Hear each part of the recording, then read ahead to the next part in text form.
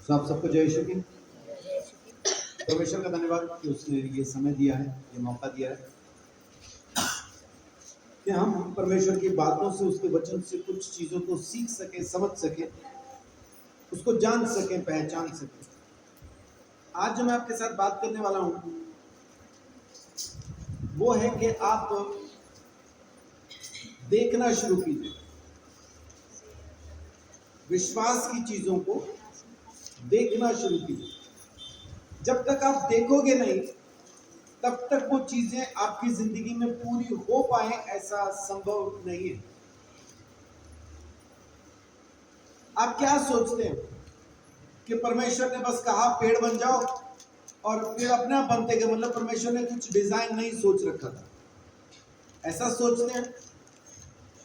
या परमेश्वर को पहले से एक डिजाइन दिमाग में था कि कौन सा पेड़ मैं कैसा बनाऊंगा? पहले से था। कौन सा जानवर कैसा बनाऊंगा? पहले से था। परमेश्वर ने कितने आदमी, कितनी औरतें पहले दिन में बनाई? एक ही बनाया। तो फिर इसके अंदर से नाइजीरिया वाले, रशियन, चाइनीज, अमेरिकन, हम लोग हिंदुस्तानी, जापानीज, ये सब ये अलग अलग तरह की नस्ल कहां से आई? फिर अगर परमेश्वर ने एक ही बनाया था तो ये अलग अलग तरह के कहां से आए? क्योंकि परमेश्वर ने आदम के अंदर जो बीज बनाया था उसके अंदर ये डिजाइन उसने डाला था, इस नस्ल के भी उसमें से पैदा होने वाले थे। अमेरिका के अंदर एक परिवार अदालत में पहुंचा तलाक के लिए। पति का इल्जाम था कि मेरी बीवी का किसी दूसरे के साथ संबंध है और ये बच्चा उसी संबंध का नतीजा है, मेरा नहीं है। क्योंकि पति गोरा अंग्रेज, पत्नी गोरी अंग्रेज और बच्चा हबशी।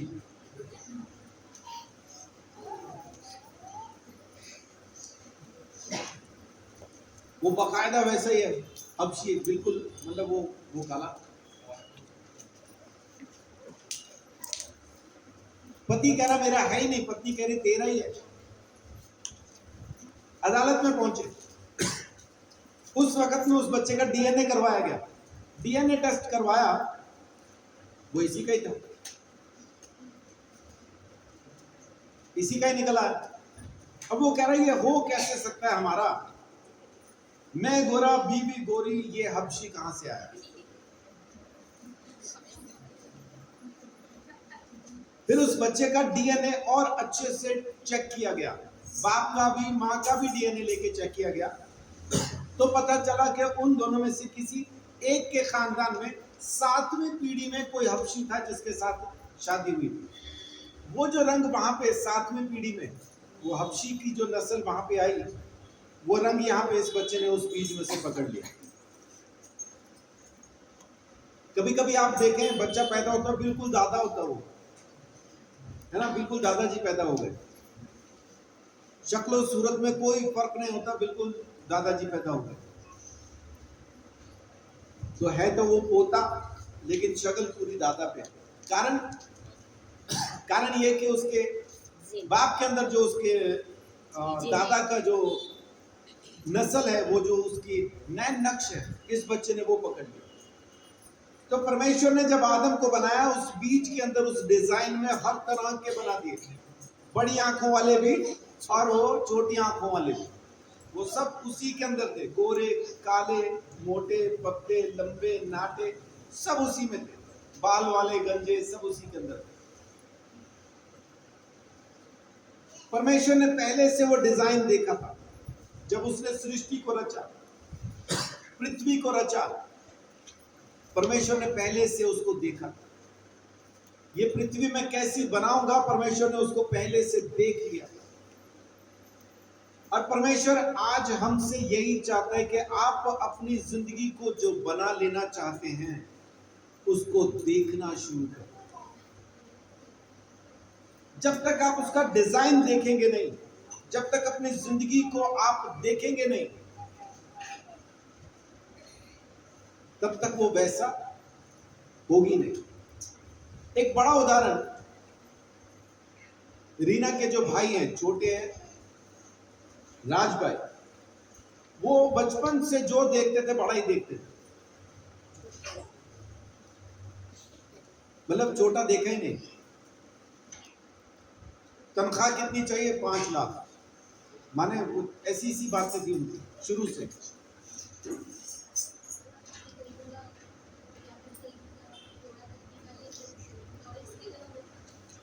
बचपन में भी खिलौने नहीं खरीदने, घोड़ा खरीद दो, हाथी खरीद दो, ऊंट खरीद के दो। माने बचपन में भी खिलौने नहीं चाहिए।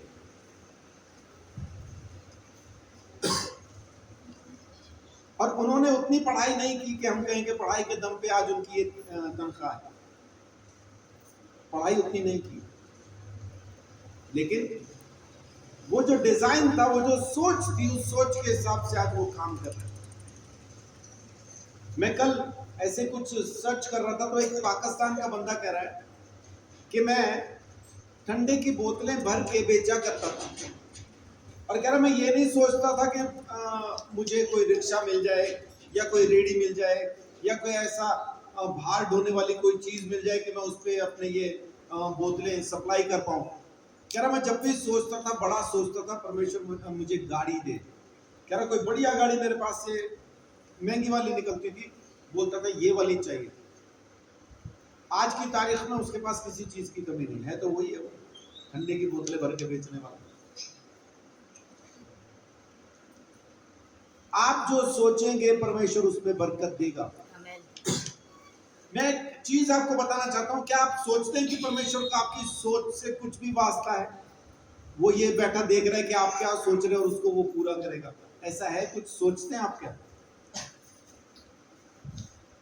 दो उदाहरण देता हूं, बात समझ में आएगी। बहुत से लोग इसलिए प्रार्थना नहीं करते हैं क्योंकि उनको ये यकीन है कि वो सुन नहीं रहा, कम से कम मेरी तो नहीं सुनता है। बहुत से लोगों को ये यकीन है कि मेरी नहीं सुनता, बाकी सबकी सुन रहा है, मेरी नहीं सुनता। मैं अच्छा नहीं हूं, अच्छी नहीं हूं, मैं पता नहीं क्या हूं, लेकिन मेरी नहीं सुनता। कोई गाली दे तो उसका हिसाब परमेश्वर को देना पड़ेगा कि नहीं? देना पड़ेगा कि नहीं? पड़ेगा। तो अगर वो गालियां सुन रहा है तुम्हारी, तो प्रार्थना नहीं सुन रहा क्या?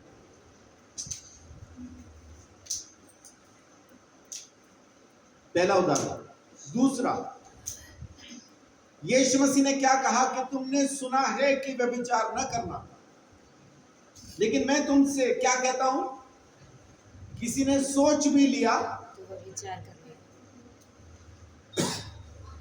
तो परमेश्वर अगर आपकी सोच के पाप का हिसाब रखे हुए है, तो वो जो आप सोच रहे हैं अपनी जिंदगी की तरक्की की जो सोच आप में है, वो डिजाइन जो परमेश्वर की महिमा के लिए है, वो जो आपकी तरक्की के लिए है, उस डिजाइन पे उसकी नजर नहीं है। परमेश्वर की नजर आपकी सोच पे है। सोचना शुरू कीजिए, परमेश्वर की सोच के मुताबिक सोचना शुरू कीजिए। ये हारी हुई सोच को आज इधर ही छोड़ जाना। हमारे पास है एक हारा हुआ झाड़ू, आपकी हारी हुई सोच को हम उस हारे हुए झाड़ू से इकट्ठा करके कचरे में पहुंचा देंगे। जिंदगी की सोच, जीत की सोच, ऊंची सोच लेके जाए। बहुत बार लोग मुझे पूछते हैं गाड़ी कौन सी चाहिए पास्टर जी आपको, आपके मन में कौन सी गाड़ी है, कौन सी गाड़ी खरीदना चाहते हैं? बाने को अगर नाम याद है तो बताएगी कौन सी गाड़ी बोलता हूं।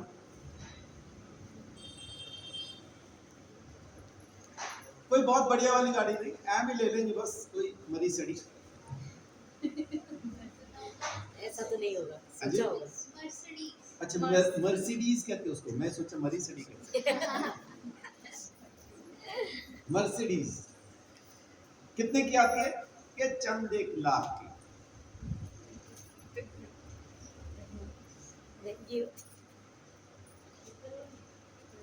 वेदिका ने मना कर दिया। कितने की आती है? महंगी आती है? कितनी महंगी बताएं? 60 लाख, 80 लाख, करोड़ की समथिंग है।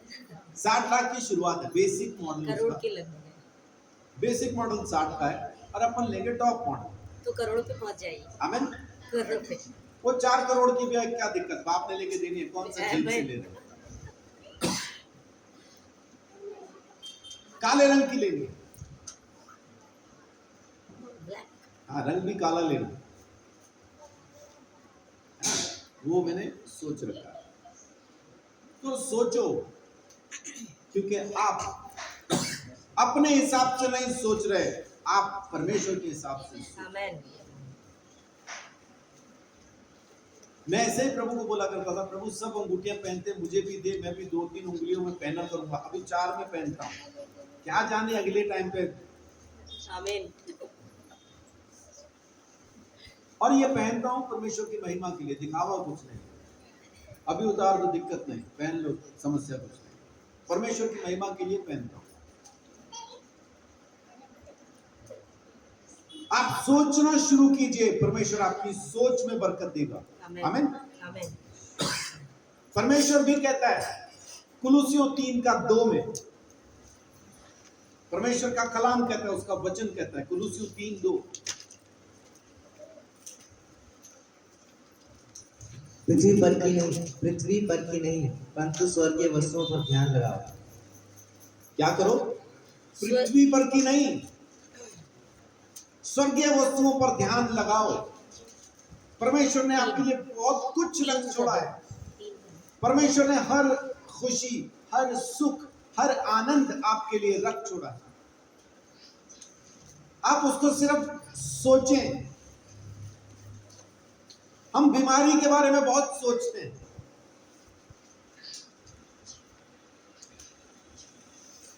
बीमारी के बारे में बहुत सोचते हैं, है ना? मेरा बीपी, मेरी शुगर, मेरा थायराइड, मेरी किडनी, मेरा घुटना, मेरी कमर खराब है।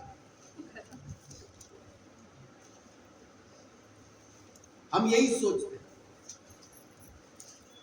और आपको एक कमाल की चीज बताऊं, दवाइयां बताती हैं कि तू पापी है।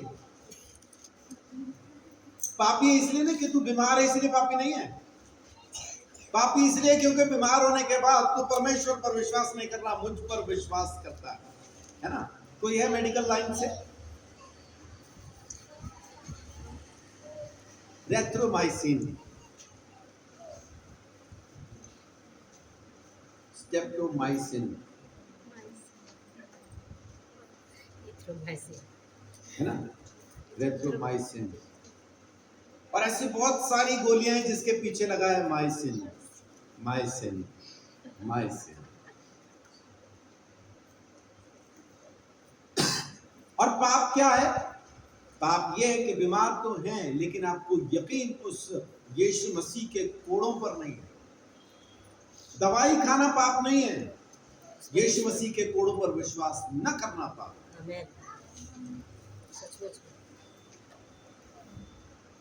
बहुत से लोग तो ये कहते हैं दवाई खाना ही पाप है। वैसे नहीं, वो सब कुछ तमाम चीजें जो इस जमीन के ऊपर हैं उस खुदा ने हमारे लिए बनाई, उसमें ये भी आता है। लेकिन आप देख नहीं पा रहे कि आपकी चंगाई है, परमेश्वर में आप चंगे हो चुके हैं, वो देख नहीं पा रहे। जिस रोज आप देखेंगे चंगे भी हो जाएंगे। परमेश्वर आपको दिखाना चाहता है, आप देखो, गौर से देखो। परमेश्वर चाहता है कि आप देखो।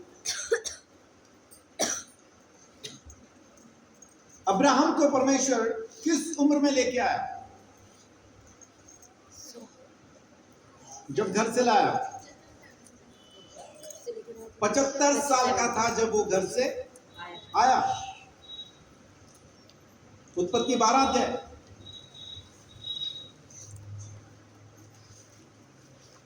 बारह की पहली 3 आयतों के अंदर देखिए परमेश्वर वायदा क्या कर रहा है।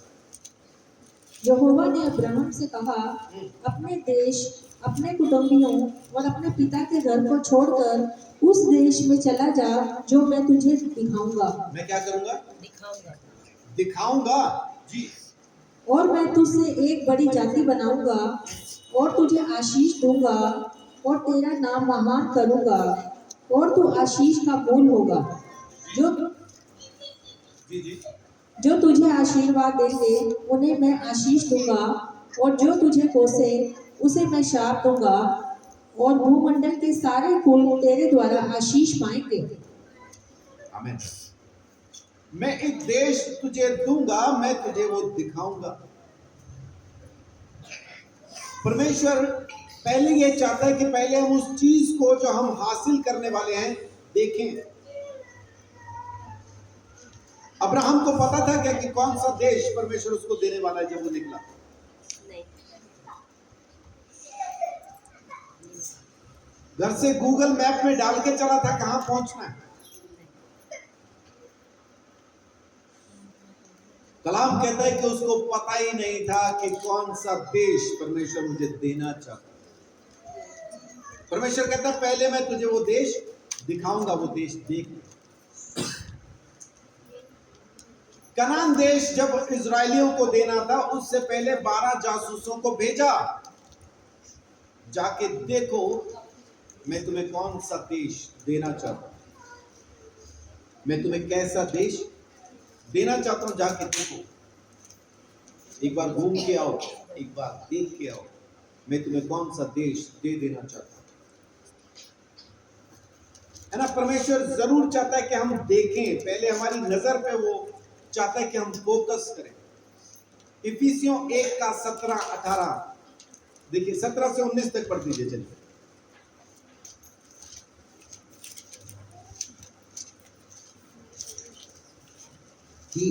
कि हमारे प्रभु यीशु मसीह का परमेश्वर जो महिमा का पिता है तुम्हें अपनी पहचान में ज्ञान और प्रकाश की आत्मा दे और तुम्हारे मन की आंखें ज्योतिर्मय हो कि तुम जान लो कि उसकी बुलाहट की आशा क्या है। देखिए यहाँ पे क्या कह रहा है, क्या करने के लिए?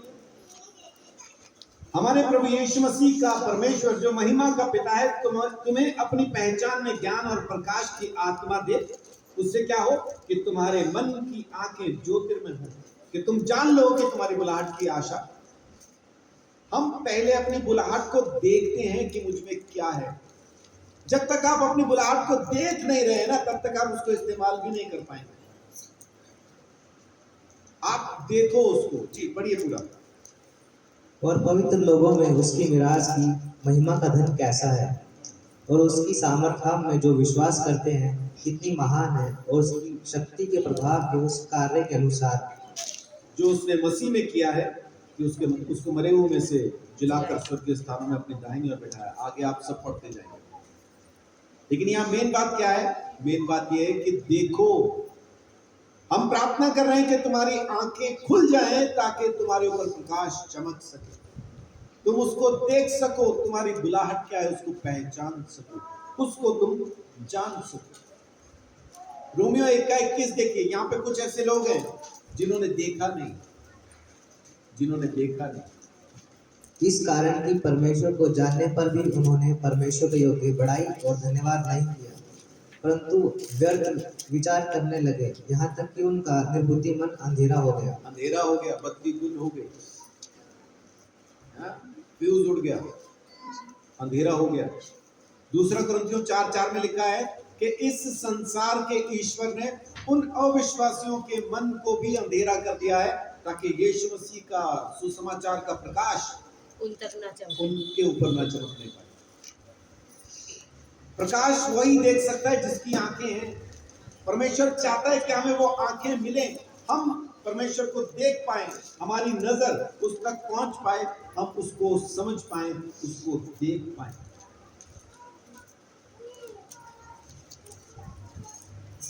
अब्राहम जब घर से निकला 70 साल का था, परमेश्वर कहता है मैं तुझे ये देश दूंगा। आ जाइए उत्पत्ति 12 अध्याय के अंदर। मैं तुझे एक देश दूंगा, वो मैं तुझे दिखाऊंगा। उसकी 7 आयत में क्या लिखा है?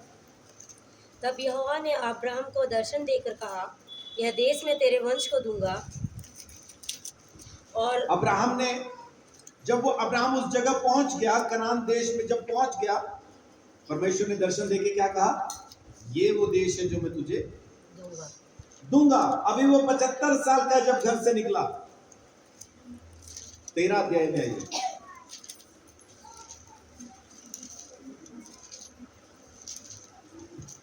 और 13 का 14 से पढ़िए 17 तक। जब लूत अब्राहम से अलग हो गया। ये इनके पास माइक है बहन, ये जब बोलते हैं ना तो वो उसमें रिकॉर्ड हो जाता है, जब- आपकी आवाज रिकॉर्ड नहीं हो पाएगी। जब लूत अब्राहम से अलग हो गया, तब उसके पश्चात यहोवा ने अब्राहम से कहा, आंख उठाकर जिस स्थान पर तू है वहां से उत्तर दक्षिण पूर्व पश्चिम चारों ओर दृष्टि कर,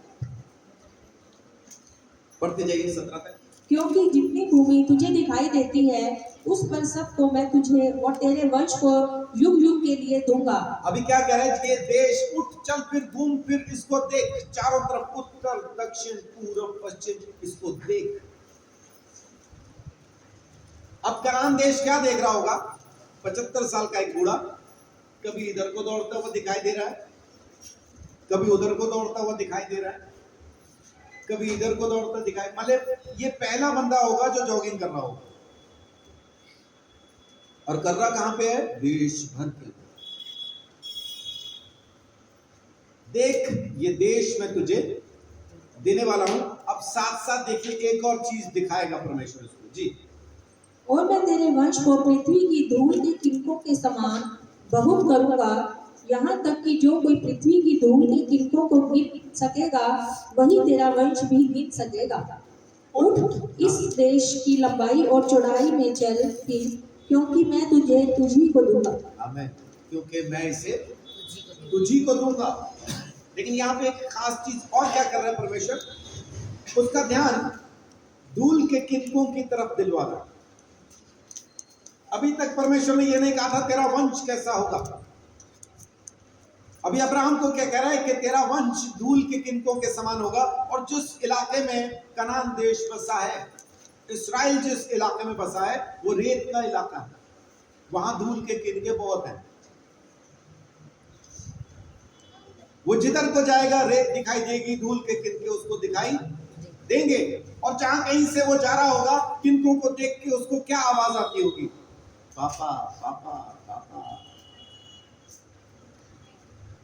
जब वो घूमता होगा तो परमेश्वर की आवाज उसके अंदर आती होगी, इन धूल के किनकों के समान तेरी संतान होगी। और इस वक्त वो 79 का है, 75 साल का बुलाया था, 79 को जब 79 का हुआ तो उसको देखने के लिए परमेश्वर ने किनके दिए, इतनी तेरी संतान होगी देख। अब इसने देखना शुरू किया, जब भी किनके दिखते होंगे क्या कहता होगा, मेरी संतान ऐसी ही होगी, मेरे इतने ही बच्चे होंगे। जब भी धूल के किनके देखता होगा, अब्राहम मन में, परमेश्वर उसको सोच में बच्चे दे रहा पहले। सारा से पहले अब्राहम प्रेग्नेंट हुआ, सारा तो गर्भ में प्रेग्नेंट हुई, लेकिन अब्राहम सोच में प्रेग्नेंट हुआ, नजर में प्रेग्नेंट हुआ। जब तक उसकी नजर में बच्चे नहीं आए, जब तक उसकी सोच में बच्चे नहीं आए, बच्चा तो पैदा नहीं हुआ। आपको चाहिए बहुत कुछ, लेकिन आपकी सोच में नहीं है, आपकी नजर में नहीं है, तो प्रार्थना कर ही रहे हैं। फिर कई साल हो गए, प्रार्थना चली रही। पति बदल जाए, हमारी प्रार्थना तो है, लेकिन जब भी हम देखते हैं पति को, हमारी सोच में वही शराबी, वही पीटने वाला दिखाई देता है। इसलिए भाई शाम को आता है, बाकायदा ईमानदारी से रिपेयर कर देता है।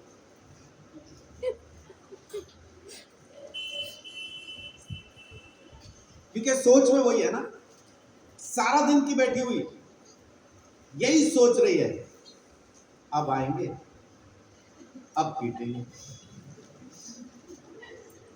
सोच में वही। तो वो अब आते हैं, अब पीट के।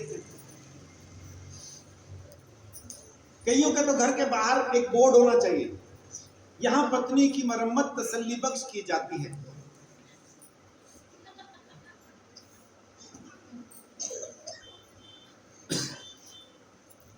उनकी पत्नियां ऐਵੇਂ ही रात में भी कालियां नक लगा के घूम रही है।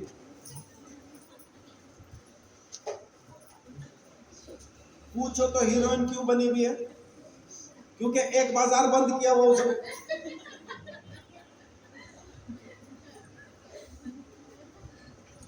इधर का शटर डाउन है, इसलिए हैरत लगी। परमेश्वर ने अब्राहम को भी सोच दी, उसकी आंखों को देखने के लिए कुछ दिया। धूल के किनके देख, परमेश्वर कहता है ऐसी तेरी संतान हो।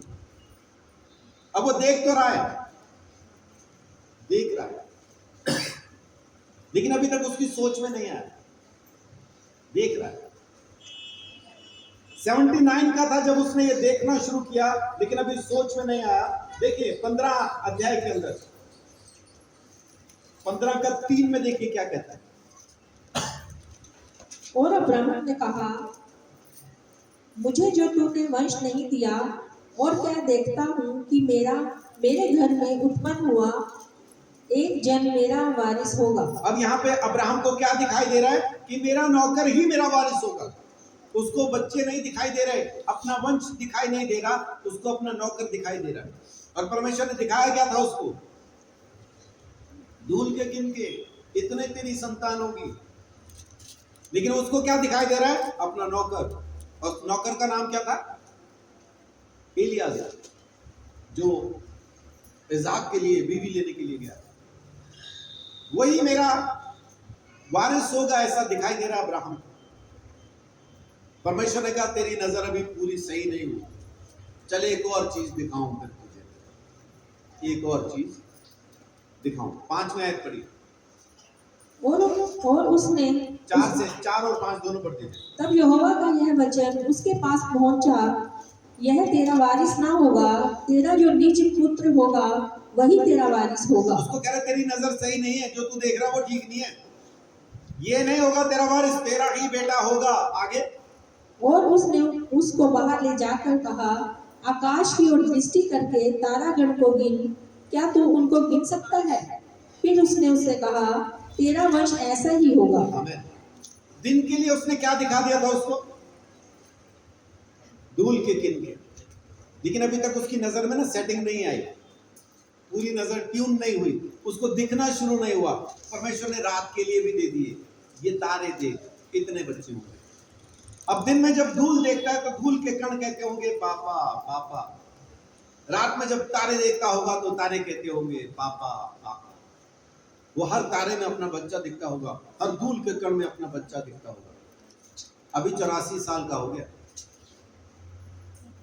अभी 84 साल का हो गया, अभी तक बच्चा नहीं है, क्योंकि वो डिजाइन अभी तक अंदर नहीं आया। अभी डिजाइन अंदर नहीं आया। 17 अध्याय में आइए।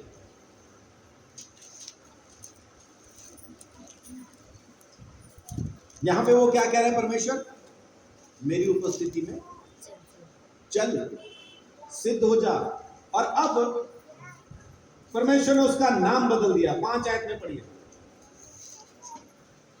इसीलिए अब से तेरा नाम अब्राहम ना रहेगा, परंतु तेरा नाम अब्राहम होगा, क्योंकि मैंने तुझे जातियों के समूह का मूल पिता ठहरा दिया है। अभी कितने साल का अब्राहम यहाँ पे? 17 अध्याय की पहली आयत में क्या लिखा है? 99। और बच्चा पैदा कब हुआ? 100 साल में। परमेश्वर ने अब इसका नाम बदला। जब ये 99 का हुआ तो अब कहा तेरा नाम अब्राहम नहीं, तेरा नाम अब्राहम होगा। अब्राहम का मतलब क्या है? जातियों का पिता, बहुतों का पिता। और सारा का भी नाम बदल दिया, और सारा को भी कहा कि अब ये सारा ही नहीं, सारा कहलाएगी। और सारा का मतलब है राजकुमारी। 15-16 पढ़िए। 17 का फिर परमेश्वर ने अब्राहम से कहा, तेरी जो पत्नी सारे है उसको तू अब सारे ना कहकर उसका नाम सारा होगा। आगे 16 में मैं उसको आशीष दूंगा और तुझको उसके द्वारा एक पुत्र दूंगा, और मैं उसको तेरी ऐसी आशीष दूंगा कि वह जाति जाति की मूल माता हो जाएगी, और उसके वंश में राज्य राज्य के राजा उत्पन्न होंगे। आमीन। सारा का मतलब क्या है? राजकुमारी। तो राजकुमारी के यहाँ राजा पैदा होंगे। आज के बाद तुम उसको सारा ही ना कहना, राजकुमारी कहना। अभी जो नाम का मतलब है वही कहते हैं अपन। अब्राहम को क्या कह के बुलाना है? बहुतों का पिता, जातियों का पिता। और साराई को क्या कह के बुलाना है? राजकुमारी। अब जब सारा उसको आवाज देना शुरू करती है तो क्या कहती है? हे बहुतों के पिता। लोग हंसते, एक भी नहीं हुआ। बहुतों के बता रही है। हे बहुतों के पिता, आ जाओ, खाना बन गया। हे बहुतों के पिता, रात हो गई है, आराम कर लो। हे बहुतों के पिता, आप खेत से कब आए? हे बहुतों के पिता, आप खेत कब जाओगे? हे बहुतों के पिता, हमें भी सूझ ले दो। और वो भी सामने से कहता होगा, जब ये कहती होगी हे बहुतों के पिता आ जाओ खाना खा लो, तो वो भी कहता होगा हे राजकुमारी आ रहा हूं। ये कब कहना शुरू किया? जब वो 99 साल का हो गया। 100 साल की उम्र में उसके यहां पे बेटा हो गया। तो बोला कितनी देर इन्होंने? 3 महीने। 3 महीने ही बोला। जातियों के पिता, राजकुमारी, 3 महीने ही बोला। उसके बाद तो वो प्रेग्नेंट हो गई। 9 महीने बाद तो बच्चा हुआ। तो 100 साल यानी 1 साल के बाद तो बच्चा हो गया। बोला सिर्फ 3 महीने, लेकिन देखने में 25 साल लगे। बोला सिर्फ 3 महीने, लेकिन उसको देखने में 25 साल लगे। अब आप पे डिपेंड करता है कि आपको देखने में कितने साल लगते हैं। परमेश्वर चाहता है कि आप देखो, जिसमें दर्शन नहीं वो सही रास्ते पे भी नहीं। दर्शन का मतलब है एक विजन, एक आपके अंदर कुछ चलना चाहिए, एक पिक्चर चलनी चाहिए, एक पूरा का पूरा आपकी स्क्रिप्ट आपके अंदर चलनी चाहिए, एक डिजाइन चलना चाहिए, सब चलना चाहिए। जो बांझ है वो देखे कि मैं और मेरा पति हमारे 2 बच्चों के साथ घूमने गए।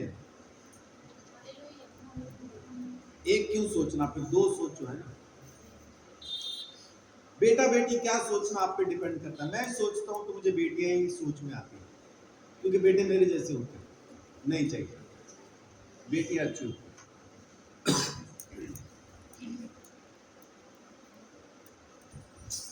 आप सोचो, परमेश्वर आपकी सोच में बरकत देने वाला है। आप मुझे ये सोच के बताएं, यीशु मसीह ने ऐसा क्यों कहा होगा कि तुम्हारी आंख तुम्हारे शरीर का दिया है। दिया गुल तो सब गुल। अगर आंख ही अंधेरी है तो फिर शरीर कितना अंधेरा होगा, यीशु कहता है ना। मत्ती 6 अध्याय के अंदर, जहां तक मुझे याद है, उसकी शायद 32-33 आयत है।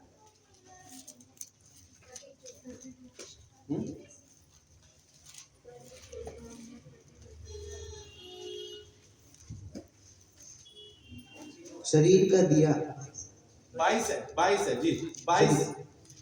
शरीर का दिया आँख है, इसलिए यदि तेरी आँख निर्मल हो तो तेरा सारा शरीर उजियाला होगा, परंतु यदि तेरी आँख बुरी हो तो तेरा सारा शरीर भी अंधियारा होगा जी।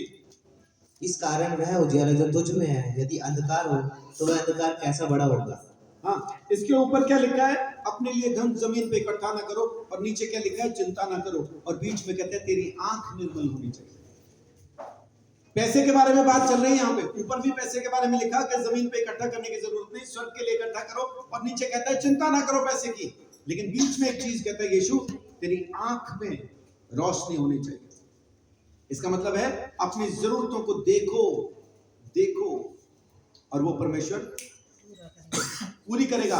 और यहाँ पे भी जब वो चिंता ना करो बोलता है, तो यहाँ पे भी चीजें दिखा रहा है, कौवों को देखो, फूलों को देखो, चिड़िया को देखो, मैं तुम्हें देखता हूं।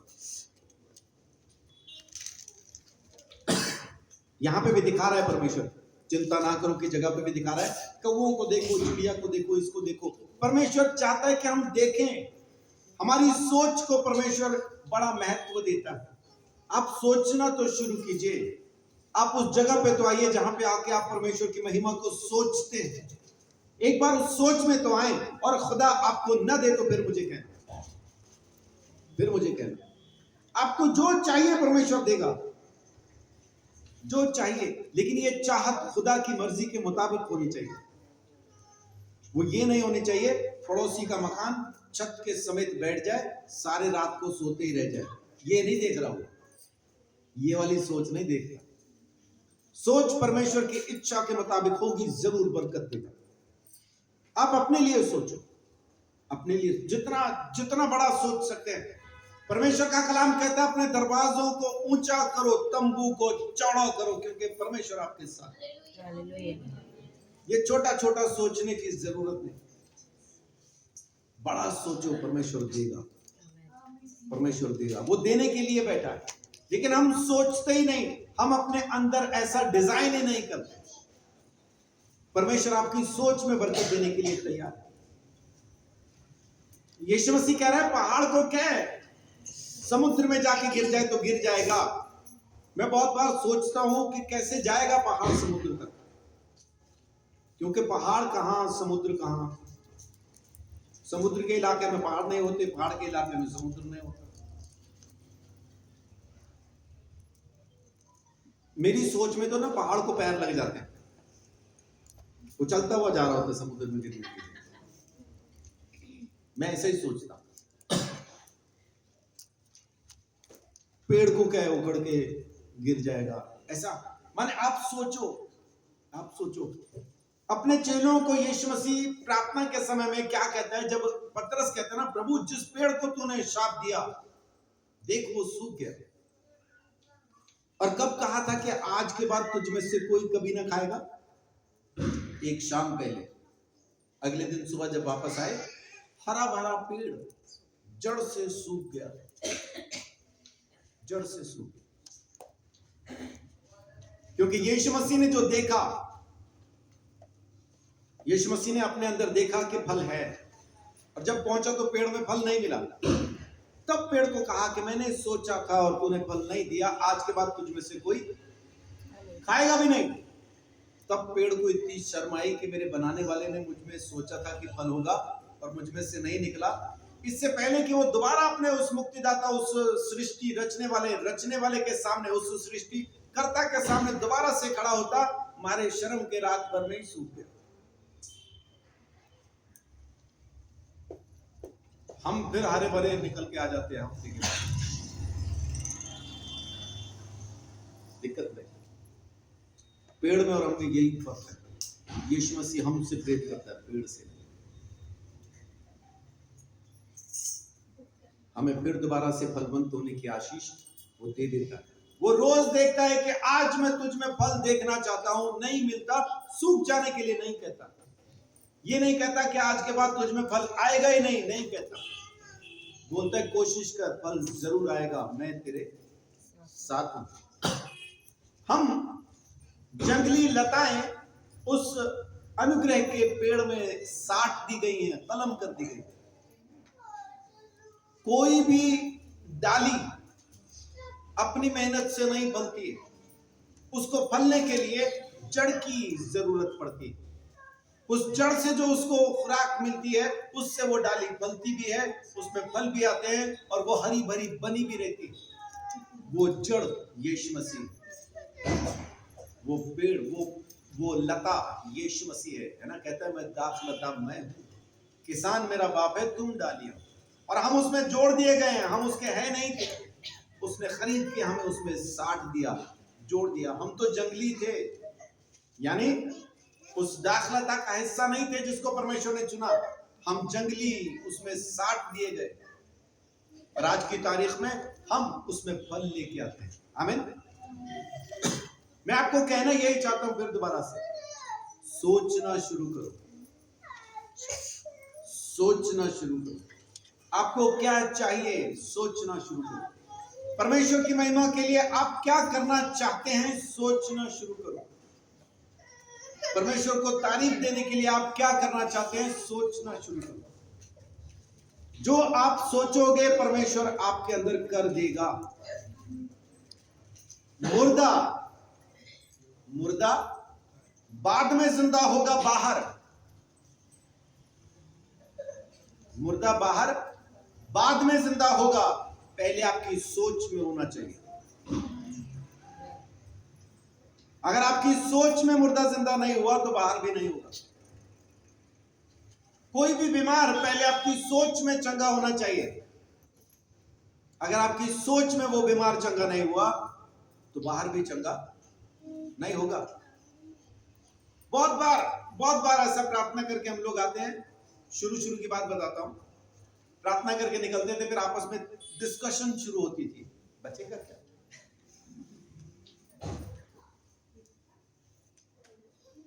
और फिर हम अपने आप को बचाते हुए डिस्कशन करते थे। माने इतने आत्मिक हो गए थे हम कि खुद को सिक्योर करके हम डिस्कशन करते थे, नहीं डॉक्टर ने तो कह ही दिया ना, बचेगा नहीं। तो हम क्या कह रहे हैं, बचेगा नहीं, क्योंकि डॉक्टर ने कह दिया। हमें यीशु मसीह का कहा हुआ विश्वास नहीं, डॉक्टर ने जो कहा हमें उसका विश्वास हो जाता कि बचेगा नहीं। चंगाई यहां से शुरू होती है, आशीषें यहां से शुरू होती है। और यहां तक पहुंचने के लिए जरूरी है कि आपकी आंख में रोशनी हो, कि आप देख पाए परमेश्वर के उस अनुग्रह को। अपने हालात को मत देखो, अपने खाली पर्स को मत देखो। मैं जब भी खाली पर्स देखता हूं ना अपना, परमेश्वर को धन्यवाद देता हूं। पूछिए क्यों? इसलिए नहीं कि प्रभु धन्यवाद है नहीं कुछ, कोई नहीं रह लेंगे, इसलिए नहीं। मैं नहीं रहता बगैर पैसे के 1 मिनट भी। खाली पर्स देखता हूं, परमेश्वर को धन्यवाद देता हूं और तैयार होकर बैठ जाता हूं, कोई ना कोई आने वाला है, इस पर्स में पैसा आने वाला है। एक दिन ऐसे मैं घर पे बैठा था, है ना, वो मैं सोच रहा था कि प्रभु धन्यवाद, है ना, पर्स खाली है। अविनाश भाई आए, 10 मार्च घर पे देखे, आगे पीछे कभी नहीं है। माने मुझे जरूरत होती है, परमेश्वर भेजता है किसी ना कोई ना कोई आता, क्योंकि मैंने सोच रखा है ना कि ये होगा और वो होता है। और मैं बहुत बार कह भी चुका हूं कि मुझे तो खाली सोचना होता है, कोई चीज चाहिए हो। हारमोनियम मेरे लिए 5,000 का महंगा था, ये 22,000 का अपना बनवाया है। खाली सोचना होता है, सिर्फ सोचो, परमेश्वर चीजें आपके घर आके देके जाए। रीना ने मुझे बोला आप जीन्स पहना करो, अपने पास है ही नहीं, पहनते ही नहीं था मैं। वो बैगी पैंट पुराने वाली लंबे कुर्ते वही पहनते थे। जीन्स पहनो बोल रही है ही नहीं। मैंने प्रार्थना करना शुरू किया, प्रभु अब तो जीन्स चाहिए, है ना। कितनी मिली होंगी एक साथ?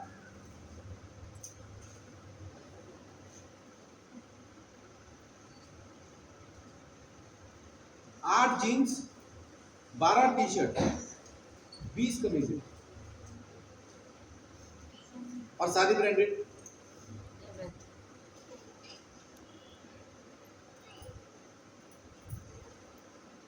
आप सोचो तो, सोचो तो 2018 में मैंने रीना को बोला, रीना मेरा ना जहाज में बैठो ऐसा मन हो रहा है। अब पता नहीं वो याद है रीना को कि नहीं। उसी टाइम पे मुंबई से कॉल आई, आपकी 16 तारीख को यहाँ पे हम आपको बुलाना चाहते हैं, टाइम है 17 को अपनी यहाँ पे शोभा यात्रा होती है। तो मैंने बोल दिया शोभा यात्रा तो चलो अपन देखते रहते हैं, मुंबई देख के आते हैं एक बार। मैंने बोला हाँ टाइम है। मैंने यहाँ पे किसी पास्टर को नहीं बताया, मगर नहीं तो जाने नहीं देंगे मुझे कि तू 17 को तो तुझे यहाँ होना चाहिए। तो फिर मुझे पूछ रहे हैं आपके नजदीक एयरपोर्ट कौन सा है? मैंने बताया चंडीगढ़। 16 तारीख को मैं यहां से गया, 16 की ही मीटिंग थी मुंबई के अंदर। 16 को यहां से गया, मुंबई पहुंचा गिरगांव चौपाटी में, जहां पे सब अमीर अमीर लोगों के घर हैं। मरीन ड्राइव वहां पे है। मेरे को वो पास्टर बोल रहे, जो मेरे साथ थे, बोल रहे पास्टर जी सड़क पे देखते रहना, बाइक पे कोई आता जाता दिखाई दे तो उसको ध्यान से देखना। मैंने बोला क्यों? बोले संजय दत्त, सलमान खान, अजय देवगन, कोई भी हो सकता है। हम देखते रहे भाई, लेकिन वहां आया ही नहीं कोई। मुकेश अंबानी का घर उधर ही था। वो हाजी क्या समुद्र के अंदर वो जो एक हाजी अली वो उस इलाके में थी। सिद्धि विनायक का मंदिर उसी इलाके में था। माने वो जो बड़े बड़े लोग, बड़े बड़े इलाका, वो अमीर इलाका, वहां पे परमेश्वर ने मुझे मौका दिया। और समुद्र के किनारे गिरगांव जुहू चौपाटी पे 40,000 लोगों के बीच में प्रभु ने प्रचार करने का मौका दिया। अपने तो खाली जहाज में बैठना था, लेकिन प्रभु ने और भी बहुत कुछ किया। 16 को गया, 17 को वापस, मुंबई जाके एक दिन में वापस। मैं कहा ये प्रभु का अनुग्रह। उसके बाद फिर और जितनी जगह पे गया, बाद में सब जगह जहाज में जा रहा हूँ। अभी मैं बोल भी देता हूँ, टाइम है मैं ट्रेन में आ जाऊंगा। पूरी निर्णय पास हुई, आपको कैसे ट्रेन में बुलाए? मैं मन में सोचता हूँ इनको पता ही नहीं मेरे बारे में, हम पैदल आ जाए।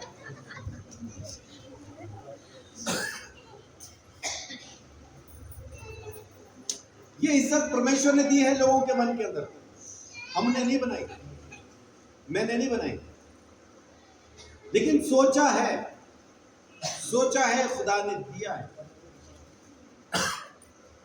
और मैं सोचता था कि मैं एक ऐसी मिनिस्ट्री शुरू करूं जिसमें मैं बच्चों को वचन सिखा सकूं, बाइबल ट्रेनिंग में लेके आ सकूं। और परमेश्वर ने अनुग्रह क्या किया, अभी इन दिनों के अंदर एक ऐसी ही संस्था के साथ मुझे जोड़ दिया है जिसका काम ये है लोगों को वचन सिखाना। अब मैं घूम घूम के इंडिया के अंदर लोगों को वचन सिखाने वाला हूं। वो खुदा, वो परमेश्वर, आप जो सोचो उसको पूरा करता है। अब खाली इंडिया नहीं, मुझे ऐसा महसूस होता है अपने को अपना पोस्ट पार्ट भी बना लेना चाहिए। अच्छा, पासपोर्ट बताओ कैसे कैसे नाम रखे, याद ही नहीं होता।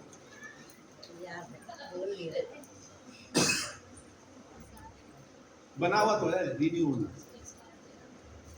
मरे हुए कई दिन हो गए।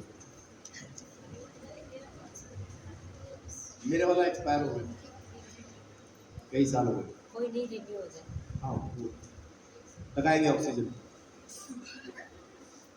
कहता क्या हूं आपको, उसको गौर से सुनो।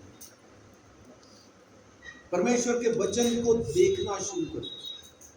यीशु मसीह ने कहा ना कि मेरे मार खाने से तुम चंगे हो गए। उसको देखो, वचन को पढ़ो मत, खाली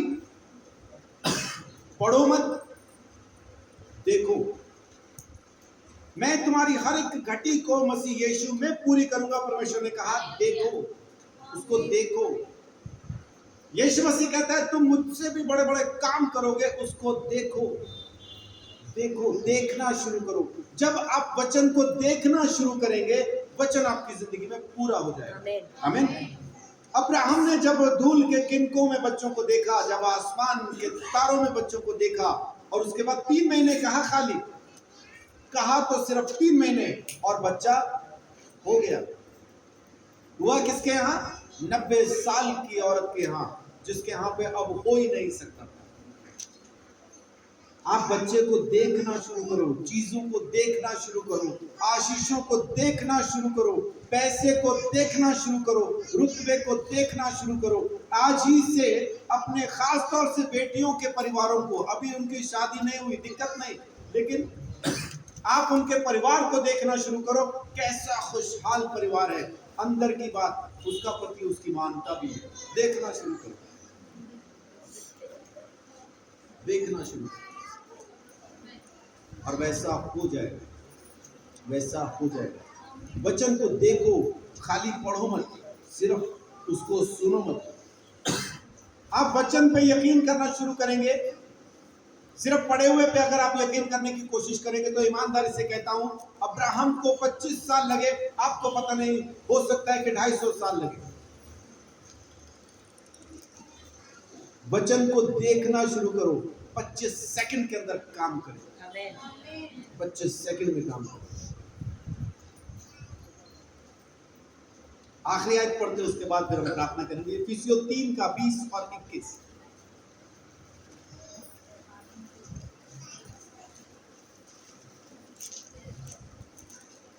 अब जो ऐसा सामर्थ्य है कि हमारी विनती और समझ से कहीं अधिक काम कर सकता है, उस सामर्थ्य के अनुसार जो हम में कार्य करता है, कलीसिया में और मसीह यीशु में उसकी महिमा पीढ़ी से पीढ़ी तक युगानुयुग होती रहे। आमीन। आमीन। आमीन। अब कौन हमारी सोच, हमारी समझ से बढ़ के जो काम कर सकता है, वो सामर्थ कहाँ काम कर रही है? हम में, मुझ में काम कर रही है। वो जो सोच और समझ से बढ़ के काम करता है, कहाँ काम कर रहा है? मुझ में, मुझ में। और उसकी महिमा कलीसिया में युगान युग होती रहे। आमीन। यीशु मसीह ने वायदा कर दिया, अपने को खाली उस वायदे को देखना है, अब देख के विश्वास करना है और फिर वैसा ही होने लगेगा। आमीन। चीजों को वैसा ना देखें जैसी हैं, चीजों को वैसा देखें जैसी आपको चाहिए। रिपोर्ट देख के लगता है कि बीमार है, लेकिन क्या आपको बीमारी चाहिए? नहीं चाहिए। आपको क्या चाहिए? तंदुरुस्ती। अपने अंदर देखो वो तंदुरुस्ती, और आप तंदुरुस्त हो जाएंगे, हो जाएंगे। अभी थोड़ी देर पहले बेड पे पड़े होंगे, जैसे अब कोई सहारा बाकी नहीं बचा, और थोड़ी देर के बाद आप खड़े होकर फुटबॉल खेल रहे होंगे, जैसे कभी बीमारी नहीं हुई। देखना शुरू कीजिए, अपने दर्शन को बढ़ाइए, अपने अंदर सोच को लेके आए, परमेश्वर के कलाम को अपने अंदर जिंदा कीजिए। वो खाली शब्दों से गुजारा नहीं होगा, मेरा प्रभु मेरे साथ है, और रो रहे हैं। मैंने बहुत लोगों को ऐसा कहते हुए सुना है, आंखों में आंसू, आवाज में निराशा, जिंदगी के अंदर आत्महत्या के दरवाजे पे खड़े हैं और कह रहे हैं प्रभु हमारे साथ है। ऐसा कैसा साथ है? अगर प्रभु साथ है तो नाचो, गाओ, खुशियां मनाओ। मौत के दरवाजे पे बेशक क्यों ना खड़े हो। शद्रक, मेशक, अबेदनगो को पता था कि खुदा हमारे साथ है। आग की भट्टी में गिरने के समय भी उन्होंने नहीं कहा मत गिराओ, कहते तू गिरा भी दे तो भी वो हमारे साथ है। तेरी मूर्ति के सामने सर नहीं झुकाएंगे। और जो उनको धक्का देने के लिए गए, झुलस के मर गए। इतनी आग थी, जो धक्का देने गए झुलस के मर गए, और ये भट्टी के अंदर घूम रहे हैं। राजा पूछ रहा है कितने गिराए थे भाई? गिनती के बाहर हो गया मामला। कितने गिराए थे पूछ रहा है। बोले गिराए थे 3, बोले 4 घूम रहे अंदर, तो ये चौथा कहां से आया? और वहां पे लिखा है मनुष्य के पुत्र का सा कोई उनके साथ। और मनुष्य का पुत्र माने प्रभु यीशु मसीह आग की भट्टी में भी आपके साथ है। आमेन। लोग आग से बचते हैं, लोग आग से बचते हैं कि लग ना जाए। और भट्टी के अंदर आग शद्रक, मेशक, अबेदनगो से बच रही थी, लग ना जाऊं। हालेलुया। आप प्रेस करो कपड़ा, कपड़े में से बू आती है जलने की। और बाइबल कहती है, कलाम में लिखा है कि जब वो बाहर आए उनके कपड़ों में से जलने की बू भी नहीं आती थी, उनके फीते भी नहीं जले थे, उनके बाल भी नहीं जले थे। वो ऐसा आग में से बाहर आ गए जैसा आग वहां थी ही नहीं। आमेन। ऐसा क्यों हुआ? क्योंकि शद्रक, मेशक, अबेदनगो की सोच में, उनकी नजर में खुदा था। आमेन। उस खुदा के साथ ही वो भट्टे में गए थे, अंदर जाके देखने मिला। और जिसकी नजर में खुदा नहीं है तो तंदूरी फ्राई तो तैयार है।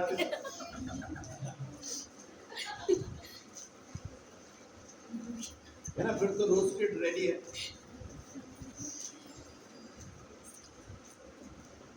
सोचें, आग का भट्टा नहीं रहेगा। आग नहीं रहेगी। मौत मौत नहीं रहेगी, बीमारी बीमारी नहीं रहेगी, गरीबी गरीबी नहीं रहेगी, बदनामी बदनामी नहीं रहेगी। कोई भी चीज जो आपकी पहचान के खिलाफ है नहीं रहेगी। परमेश्वर उसको बदल देगा, परमेश्वर उसको बदल देगा, क्योंकि आपने सोच लिया, आपने देख लिया। आप देखना तो शुरू करो, आपको नजर आएगा। एलीशा बैठा है पहाड़ के ऊपर, साथ में गेहजी कांप रहा है, मारे डर के। एलीशा पूछता क्या हो गया? मर गया आज तो स्वामी। हाँ जी, आखिरी सांस ले लो। क्यों? सैनिक आ गए, मार डालेंगे अब। और एलीशा क्या बोल रहा, पागल हो गए क्या? अबे उनके साथ जितने हैं उससे ज्यादा हमारे साथ है। एलीशा बोल रहा कहाँ ज्यादा, एक तू एक मैं, दो ही तो है, तीसरा कौन? अब कोई नहीं, खाली पहाड़ पे बैठे। एलीशा ने दुआ की, प्रभु जरा आंखें तो दे इसको। और जैसी आंखें मिली तब क्या हुआ? पूरा पहाड़ सरदूतों से, रथों से, अग्निमय सरदूतों से पूरा पहाड़ भर गया। और सारे के सारे सरदूत रेडी हैं, एलीशा को देख रहे, खाली ऑर्डर कर, अभी मारेंगे। और एलीशा बैठा आराम से, मुझे कौन छू सकता है? दोनों जन पहाड़ पे हैं, एक मारे डर के कांप रहा है, उसकी कांपे टांग रही हैं।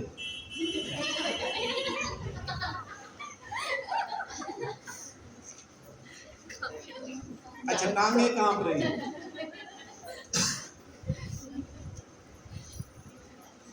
दूसरा तसल्ली से बैठा, दोनों एक ही जगह पे हैं। एक को तसल्ली क्यों है, दूसरा डर के मारे क्यों कांप रहा।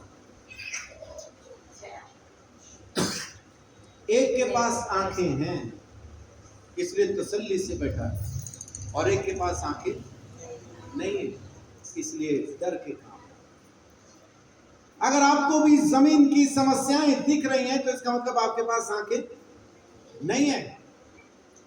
इन समस्याओं के पार अगर आपको परमेश्वर का अनुग्रह नजर आ रहा है तो आपके पास आंखें हैं, और इनमें से एक भी परेशानी आपको छू ना पाएगी, क्योंकि आग से भरे हुए रथ, ज्योतिर्मय सरदूत वहां पे खड़े हैं, मौजूद है अग्निमय रथ के साथ, अपने धनुष तलवार और हर एक हथियार के साथ, और आपके हर एक समस्या को काट डालने के लिए वो वहां तैयार है।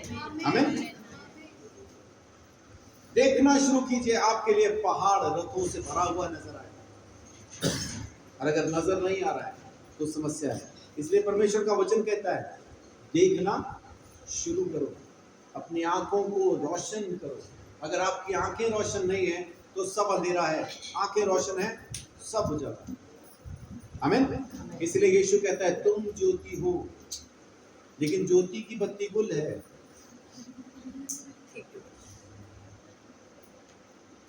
अभी गए हम एक मशाल यात्रा में, उसमें ना मशाल थी,